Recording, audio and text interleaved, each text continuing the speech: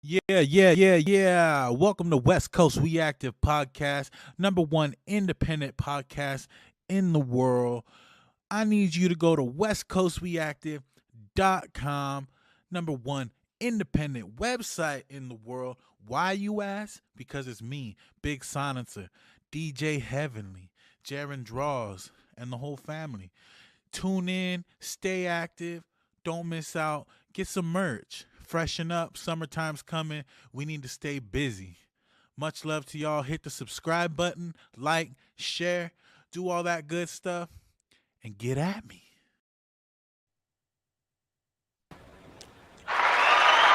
Yeah. Yeah. This is the motherfucking man himself, Mr. Dre Day. Oh, I thought you were talking about yourself, man. No, that was a dope intro, man. I was digging the character and everything. I love that. Yeah, that was done by Mr. Jaron Draws himself, our 14-year-old NFT artist now. He's actually a seller of NFTs. He does it all. Little future genius. That's big money right now. I know the bottom kind of fell out of it, but don't worry about it. That's what happens to all these new things. It's gonna come back strong. You gotta stay in it. Nah, most definitely, man. But I'm honored to have you on the show. You are a fucking legend. Hey, you brought me on your show, and I didn't even know you. You know, you opened your doors for me. You brought me into your home, and I respect that, man. And I love your platform. You know, I felt like I was inside of a giant pinball machine for the whole night. And I went back with good memories. You guys are great people. You run the Pack and Ganja show. You got two people that are known in the game that are doing stuff, running the shows and shit like that, and they're repping your brand. You know how to put your brand on other people's products, and it makes you huge, man. That's what I do. I love branding. You know, I brand everything, and I try to get out. Oh yeah, that's. I was tripping out on that, yeah, because when you said about branding, I mean, I think you're the king of branding because I always see We Active and everything. What am I trying to say? It's inspiring me because I still rep your hat. I got your sweater. That shit was dope. That gear, and it's quality. Right, and we got to get you some new shit. I got so much new gear dropping all the time, but I know you stay busy, man. You do your shows and you stay on top of it. Let's get into it from my side to yours. How did you grow up, and where do you come from, and how did you get into the podcasting and broadcasting scene? Oh, how did I grow up? That's a long story. I won't get into that. But yeah, how to get to podcasting was I just got inspired by I was a fan basically in the beginning. I was a huge fan of podcasting, and I was always into the medium and the idea of it. But I never thought I could create a show that people wanted to watch or see or be a part of. You know, it's like at the time it seemed saturated. Now it's even more shows out there, but at the time it seemed saturated. So I was like, well, why would people want to listen to me? But Rogan inspired me. That's who got me into it in the beginning. I was watching his show since the very beginning in 2010, and yeah, and after a few years, like by 2015, I was like, all right, that's it. I'm gonna get in this bitch. I'm gonna do it. I'm gonna try my own thing. And before that, I don't know. Did you ever know about Ustream? Nah, man, I've been in hip hop. Like I'm telling you, I'm so new to this game. Like I feel like you when you first started. Like I'm new, dog. I've been making music. Like this is all new to me. The whole world of everything, technology. My site. I got a 14-year-old running my show right now, dog. No, that's cool, and that's good. I mean, I'm pretty sure they know what the fuck they're doing more than other people do. For me, I learned it all like on the fly, just like by trial and error. I had some experience because I'm a technology nerd. I know a lot about technology, but yeah, I had to learn about a lot of this shit on the fly, especially the video. Because in the beginning it was all audio and shit, and then we moved on to video. Yeah. What year did you say you started? Like in the podcast, we started in 2015. Me and the homie DJ Catchup. He was dope into the mixing because we were both DJs at the time, but he was better than me, and he was dope with the mixes. So I would tell him like, yo, you do the mixes. I'll bring technology like news and updates or whatever the fuck else I want to talk about. Maybe we can have guests in if they want to come chill out, and we'll do this. And we did it in the back of a skate shop in East LA. The Garage Board Shop. He let us use that space in the back because before that we were using it for kind of like a TV show. That's what I was saying, like Ustream. We would do this TV show on Ustream and try to be like a real like production with lights and everything. It was too much work, bro. We shut it down real fast after like less than a year. We shut it down. It was too much work. So then me and the homie, I was like, yo, let's just do this audio thing. Like, you do your mixes, I'll do the tech update, and we'll just put it up on, iTunes, and whoever wants to listen listens. Yeah. And we were doing it there for a while, and it started like people were interested. People were coming in as guests. One of the earlier guests that we got, because we got lucky because of the board shop, was Kid Frost. He came on and he was kicking with us, and I was like, oh shit, this is dope. And but what happened was with the board shop was one day it's because it was a skate shop too. So one day we thought the skate shop was closed, so we started drinking and smoking or vaping in the back, and the dude that owns the spot got mad. He was like, yo, what the fuck? This kid's still here. And I was like, oh shit, sorry, Jerry, I'm sorry. I thought the kids were gone and shit and everything. He's like, yo, you can't be doing this shit here.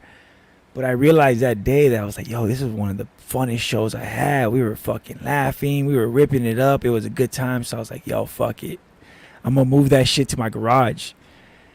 And man, when I tell you big, I was nervous because I was like, who the fuck's going to want to come to my garage and hang out and chill with me compared to this badass board shop? Like when you go to the board shop, it seemed more legit or whatever. I don't know. It seemed more professional. And then coming to my house in my garage, I was like, oh man, this is going to suck.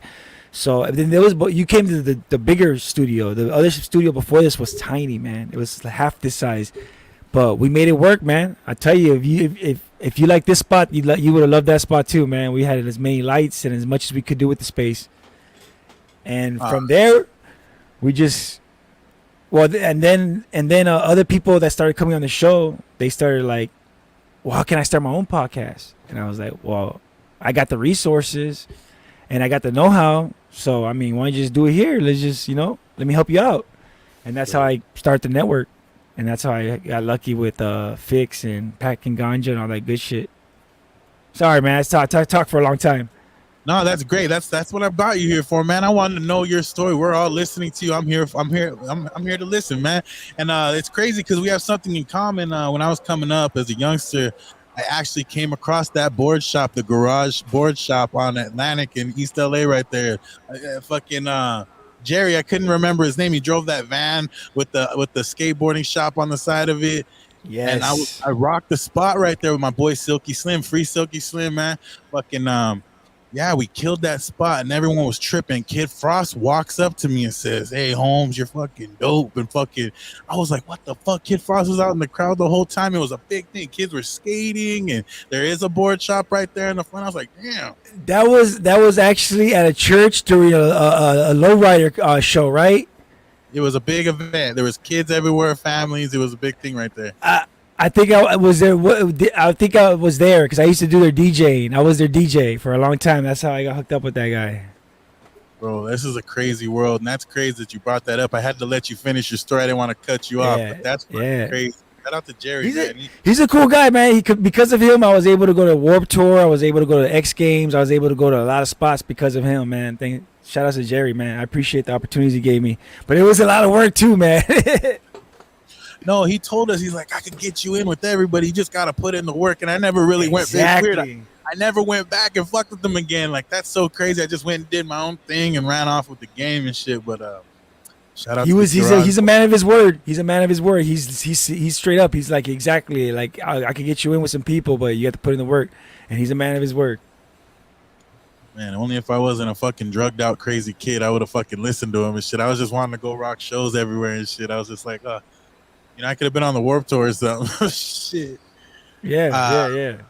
Yeah, but let's talk about it a little bit. How when did you decide to really start pushing your brand like full force? Was it when you first brought your first guest to the garage and like word started spreading, or what was it that really, Super Audio Network is it?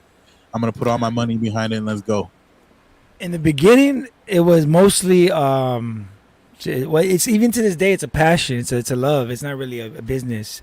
I just love the joy it brings to people. Like you said, when you came to the studio and you're like, damn, I really like the space, like the joy it brings people, the space, the entertainment. As long as you're having fun, then that's what I'm trying to do this for. But as far as like really push the brand was when I picked up my first show. Because before that, it was just like me and the homie, and we're just trying this out, and if it works, it works. But when I started taking the responsibility of other shows like the Hot Box, I picked up Jag Radio. I picked up Packing Ganja. Back in the days, it was called Packy Chan Show.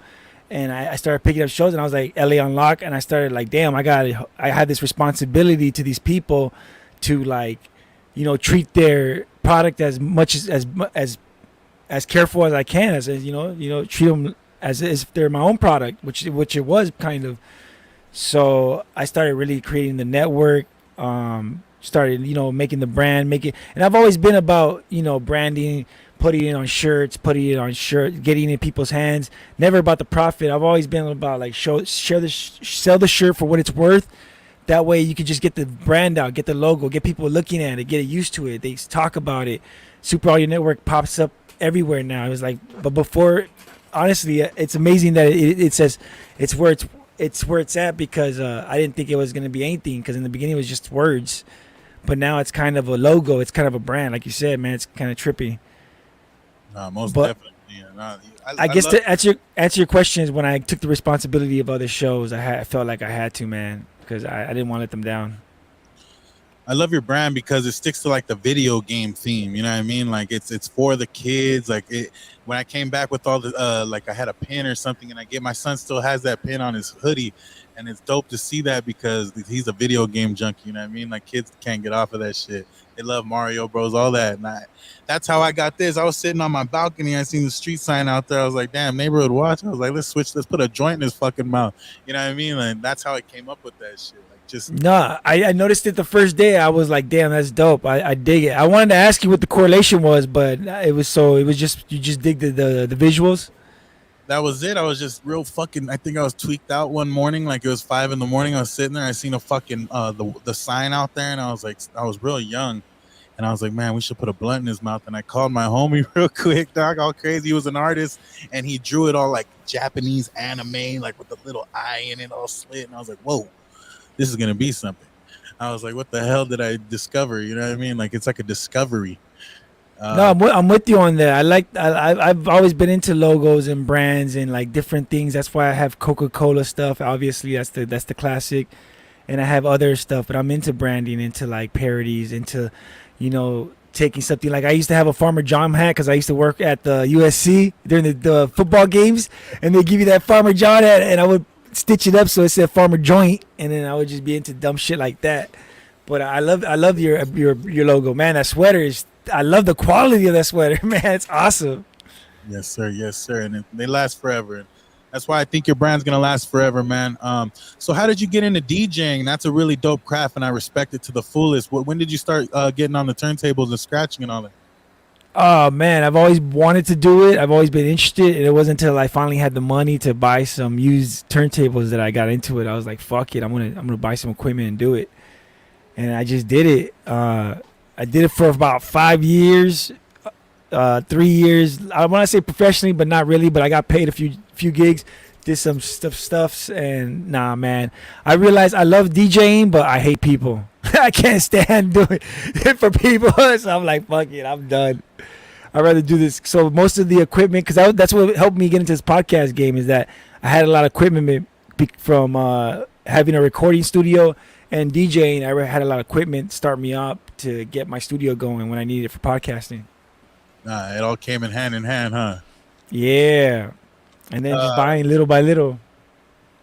On your platform, when I came to the Pack and Ganja show, are you like the creator of the whole layout, like where you guys go through the videos and you talk and like you keep people chilling and shit like that? Are you do you have a say so in that, or is that your people that come in and start the show for you? For as far as the production goes, for the most part, I let the host, whoever's running the show, like do their production. I try to stay out of it unless it's really ridiculous or bad. I'll give them advice. Oh, but for the most part, I've never really had to step in for anybody. They ask me my opinion, and I give it to them, but they usually set up. There's a few basics that we get by, have this, that, the other, because you just want those things, standby screen, just dumb technical shit. But I try to give as much freedom to my host, because that's one thing that I never want to do is censor anybody or anything if I can, for the most part. Obviously YouTube restricts me on a lot of stuff, so I have to censor stuff. Sorry, Packy. You can go fuck yourself with your videos. But can I say fuck yourself with your videos on here? Yeah, this is westcoastreactive.com, man. You can do whatever the hell you want. Yeah. But yeah, that's basically. I hate censoring. I hate censor, man. If you don't like something, just don't listen, don't watch, go away. Or I don't know. I hate this cancel woke generation we're in right now. No, so I get you, and that's why you want to be recluse. That's why you're like, and that's fucked up because you have a say so, and you should be able to have your creative freedom, dog. That's what I believe in. Like, what the fuck? Do what the fuck you want to do. Like, who in the fuck are these people to tell me something? You came to my show, damn it. Yes, exactly. This is an And open fucking market. Go to another fucking show. If you don't like the weed, go buy weed. You're in California. There's 100 million people selling weed in this motherfucker, and you want to, exactly. but you're coming to me. And Big, let me tell you, man, that's one of the reason why I've always been like, well, fuck it, I'll do it myself, or I'd rather do it my own way. I'd rather have my own thing because it's not, no offense to you, but I'd rather have my own control of my thing because that way I can't do it my way. And for the most part, I mean, I try to be fair. I know some people that haven't because I tell you right now, 7, 8 years in this game, I've had a few fights here and there with some, with some podcast people, but hopefully it's all love by now. Well, it's all love on my end. I'll come lay someone out for you, dog. You brought me up when I didn't even have the podcast game. You know what I mean? You were like, hey, come on my show. Fucking shout out to Packy Chan, man. No, man.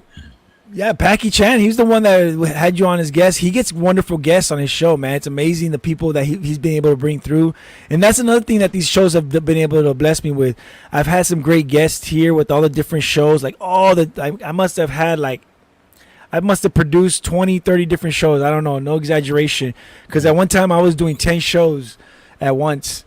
And throughout all the shows, I've had amazing guests. I met great people, Packing Ganja, LA Unlocked. I mean, I got to meet Roddy Rich. He came through here one time because of LA Unlocked. Shout outs to them. Yeah, I don't know, man. Those people are amazing. Shout outs to Dusty. I've gotten to talk to some dope people, like, DJ Yella and stuff, and who do you had here? Mellow Man Ace. He got to chill here. It's because of these dope people and these dope shows and the connections they make that I'm able to do something. So I'm glad that I'm able to help them out by producing the show for them or helping them out with technical shit or whatever the fuck, Because you produce a podcast show, you make it look easy and people think, oh, this is, but you know how hard it is, man, to keep the show running and clean and good. Most definitely. That's why I give my son so much money and credit. Yeah. I pay him for his services and he lives a great life. He needs something, I got him. And shout out to DJ Heavenly, my wife, man. I didn't even give her no plug. She's like she's the greatest the greatest thing that ever came to my life, man, for real. All I do is write rhymes, dog, and make really dope tracks. It's like all I'm good at. So I can't take no credit. I salute geniuses like you, dog. That's why I got you on my podcast, The Man Behind the Plan, because I know the hard work you guys put in. I have to delegate because my brain don't work like you guys. You guys are fucking smart people. When I walked in there, I was like, damn, this guy's got his shit on lock. You know what I mean?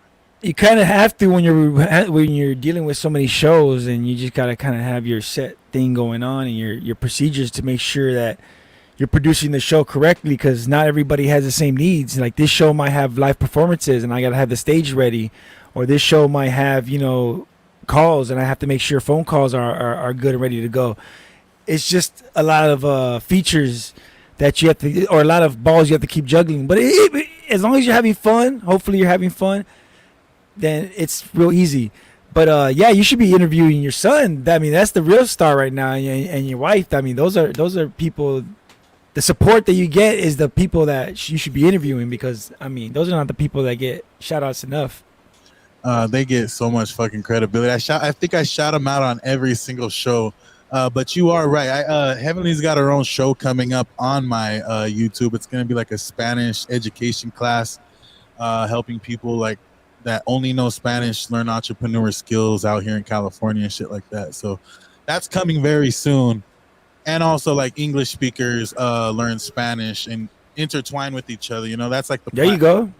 So she's coming soon, and Darren Draws, man. I already got him booked at art galleries. He's got a big art show coming up really soon. and he's on here every damn. And he does the intro. That's his intro. He's the drawer. If you ever need anything drawn, dog, just hit me up. We got you for the gotta low. You know what I mean? Hell Like, yeah, hell yeah. No, and just expand your network, man. Expand the diversify your portfolio. Don't put it all one thing. If you do, just make sure there's the hosts are different enough so it's not the same stuff over and over. That's what I try to tell my shows is like you don't want everybody to be just an interview show. You want to have some sort of edge to it, some sort of difference. That's when they started implementing. Shout outs to the VIP, but he has like dope game like he has show games and stuff that he plays on the show that people love, and other ideas that people have come up with. So just think of those to change up the shows and stuff. But no, shout out to you, man, because I seen what you were doing with what was it, Don Juan? Is that his name? I don't want to disrespect him. yeah, Mr. Bishop Don Magic Juan. Yeah, I helped him for a good year. You know what I mean? We helped him get his shit you put in a lot of work, man. You did your internship, I want to say, man. That's crazy. Yeah, even Afro Man, he said, "This is your first gig." He's like, "Holy shit!" He said, "Man, this is a great first job." He said, "Met a lot of great celebrities. It was amazing, you know." Yeah. So with that 1 year, you did more than I've done in this whole entire network. You know what I mean? So you just gotta keep it going, and know that there's highs and lows. You know, you might not always have that high, but hopefully it'll carry you through the lows. And that's why I stay high, my man. You know what I mean? Shout out to Sweet Life. You guys still fucking with the Sweet Life? Oh yeah. They're our sponsors. We still got them here since day one. They've been our sponsors in the network, and I'm surprised that they stick with us with all the crazy shit we've done. Yeah, most definitely. Shout out to my sponsors, Sweet Life and Aping Corp. I was just like, I'm gonna start taking everyone's sponsors, dog. I'm gonna Super Audio Network will be sponsoring my next show, you guys, and I'm out. The show's over. Yeah. But we were able to expand into esports for a while. We were doing Dash League, which was a virtual reality video competition video game, and we basically launched their media like setup. We were the forefathers of their media that led them to what they are doing now. Now they're taking off and they're doing other things, but yeah, for a while we set them up with all the work that we were doing. We set them up for a while, man. It was amazing. So I'm pretty proud of that too. When Super Audio Network is done, I'm gonna be happy, man. I'm gonna be proud of all the stuff that we've done, and maybe people will hear that story, that long ass dumb story. But I guess I should get it out. I don't know if people want to hear it. What'd you think of the studio when you came through, man? I mean, hopefully you enjoyed it. Can you want to show it off? Can you turn the camera around? You want to show the people? I could do that. There. Yeah. See what I mean? This guy's super genius. See when you go into the facility there, you sit down at the table, you have a drink, you can have your smoke. It's very comfortable. Oh yeah. You look around the whole time because there's so much to look at, you guys. There's even more, man. You should come through again. That's another thing that people don't understand. When they tell me like how long did it take you to do this, I go, it's a living, breathing thing. It's still going on to this day. You know what I mean? Like it's constant. You could wrap that place up and sell it as an NFT for like $100 million, dog. I love that fucking spot. It's a dream come true, and I'm honored to know you, man, because I know how hard it is to put something like that together. You want to tell the people like a little bit of time and effort it took to put that together? Like I said, it's just it's always changing. It's taken me the whole time I've been here. I've been at this spot for about 4 years. And when we moved spots big, I literally broke down because I didn't think I was gonna be able to set everything back up. It was so much work, so much shit. Like there's so many wires and controls and lights and shit that you have to fucking like. I have a control for the lights. I have a control for the cameras. I have control for all the monitors. I have control for all the computers. Everything's connected, and when one thing goes bad, everything goes bad. So it's crazy. It's being held together with tape, man. I swear to God. You got a fire extinguisher in there in case it just... I do. Actually, I do have a fire extinguisher in here. Absolutely, man. Gets a little warm in there. It does. It absolutely does, man. It's been up to 130 degrees in here, and I had to do a Dash League, a match, dude. I was in my boxers. I was like, all right, let's get through this match. trying to take a dab, it just turns up another 130 degrees and shit. Fucking oh shit, 260. How'd you know? You're watching, huh? You're watching the stream. You were there, huh? That's exactly what happened. I was dying, man. You don't understand. When when the air is so hot that you start tingling, like you just get so warm, like you've cooked in like an oven, so like you start tingling, and I was like, all right, this is a new high I've never felt, where my body's starting to tingle. I started to get claustrophobic in that motherfucker, but Yeah, man. so what are some of your goals for the next 5 years? As far as in life or the network? For the network and in life. The network, man, I just hope that we continue doing, because like I'll be honest, man, I haven't been up on it for like the last couple of years. A lot of things go into the reason I haven't been doing it. A lot of factors, you know, personal and external, but it happens with everything, man. Like, you know, I used to rap, I used to DJ, I used to be in a band, I used to do all kinds of stuff. So it's just another to the next thing that I do. You know, right now I'm into like doing like clothing and stuff. I'm doing hats and shirts and shit like that, just to, you know, keep it fresh, keep it fun. So hopefully we keep it fun. Hopefully the shows, I could keep giving them the best product I could give them, because that's another thing, is like I feel like I'm not giving them the best I could give them, and I don't know, man. I take that on me. That's why I haven't been charging studio fees and stuff, because I feel real bad and stuff. But hopefully. Start charging them fucking fees. Inflation went up, damn it. And motherfuckers out here enjoying life and shit, doing their shit they want to do, but they can't pay the homie. Pay the homie. No. They want to. It's just like I just haven't mentioned it to them, because like I feel like, I don't know, man. You feel bad. You should leave like a little note and like leave the envelope in this box at the door, and you can just check it once a week, twice a month. Like a PO box, but at the door right there at your facility where you check it and you need some cash. Or I'll be honest with you. Money orders. I'll be honest with you. My people take care of me. They're good, man. If I need something, or if I ask for like I need everybody to pitch in, they definitely pitch in. And if I have comedy shows, because we do stand, that's another thing we do. We expand it to comedy shows, because I always wanted to make sure, like, if I'm doing a show, it's something that I'm interested in or into. Hip hop. We have a skate show. We do online. We do these video contest skate competitions that are really popular. We have like 100 people watching. Shout out to Castle.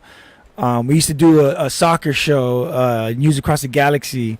We have those hip hop interview shows, the game show I told you about. We used to have a video game show, but I kind of paused it because the homie, he took some time off, and I don't really want to do this show without him. So I don't have a video game show, but I'm hoping to get another one going. But it's always fields I'm interested in. So we do stand-up comedy here too, man. And it's awesome, dude. We have legit stand-up comedy on the stage, audiences, chairs. We have a dab bar over there in the corner. You get dabs. In the back, we have a mobile bar where you get mobile bar, chill out by the fire pit. In the front, we got a food. So it's like a legit, you know, event. And that's what I'm trying to do, is entertain people and bring people together. And hopefully that works. And that's the point that gets across, not me being an asshole, because I scare a lot of people with my attitude. Where's that going to be? Is that going to be at your spot right there? Oh, we've done a grip of them here, like a shitload. I'm amazed. I feel like I was at a big event, like at a fucking big downtown LA gallery. Bro, you would love it. I mean, I swear to God, it's like a legit event. People love the vibe. We have dope comedians. The last one we did, okay, look at it. So my homies would always be like, yo, let me go up and say some jokes at your show. And I'm like, nah, man, you're not fucking up my comedy show with your dumbass jokes. And they kept asking me, so many people so what I did was, okay, I'm going to put all of you amateurs on your own show. And it's called the Fucked Up Comedy Show. So that's what I did last time, is me and some homies went up for the first time and did comedy. And the good thing about that is the audience comes knowing these people are first timers. So you're going to come here with the chance to laugh, but it's still a great event. So we're going to do another one of those. I'm going to announce it here for the first time. I haven't even put this on Instagram yet. Exclusive! July 16th is our next Fucked Up Comedy Show. We're going to have an awesome lineup. First-time comedians. A couple of comedians are coming back, but only because they were actually on the last show. I'm going to drop the bomb now. Fix and Camel are returning for their second comedy performance ever. We got Yeah. three other comedians that are coming out that we haven't seen yet. That hopefully people enjoy. And the good thing about this event is I don't have to sell tickets.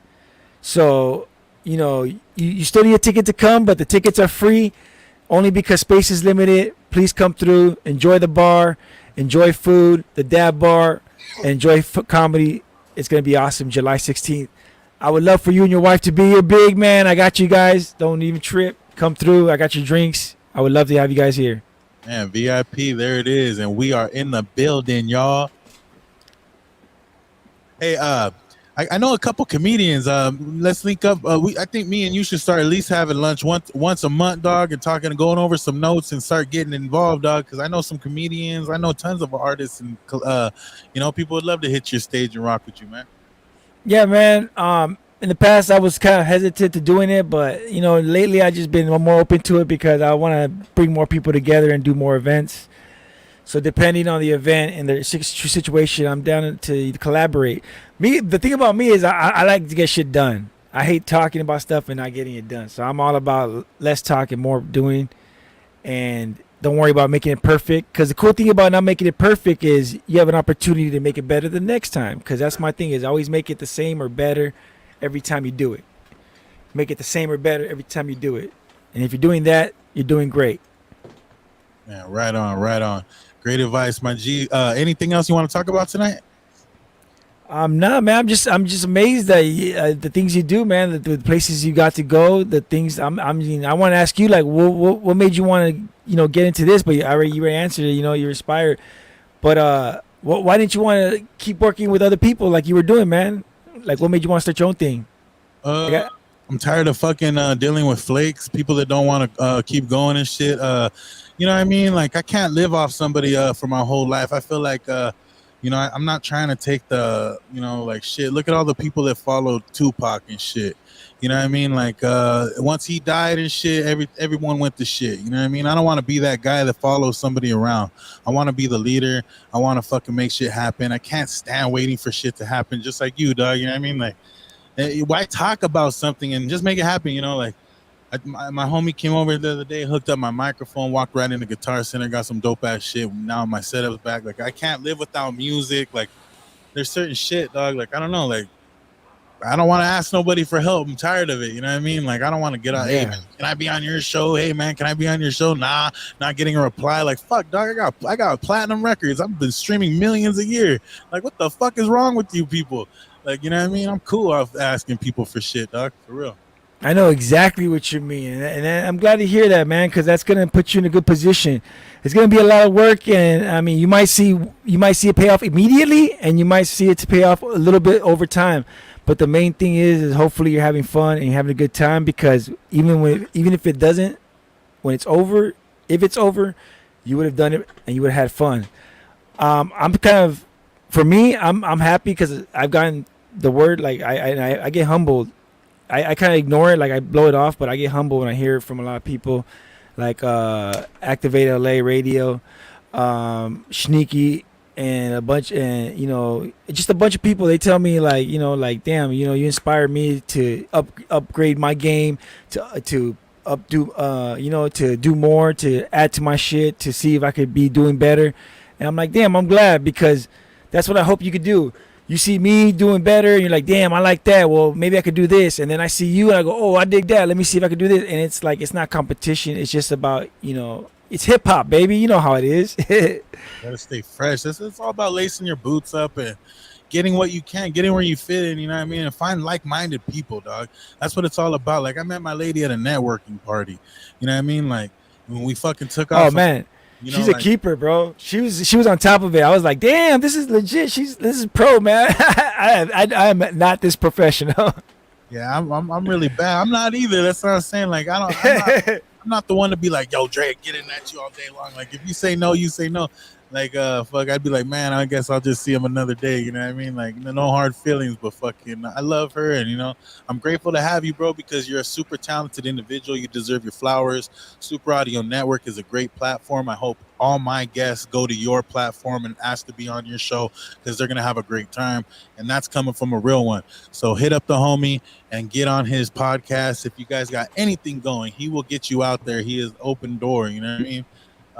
And that's what I respect about you, man. You let me in. You even let me use your restroom outside. Like it was no hard feelings, dog. You know what I mean? You didn't ask me to come after, like none of that shit. You were showing Hey, love.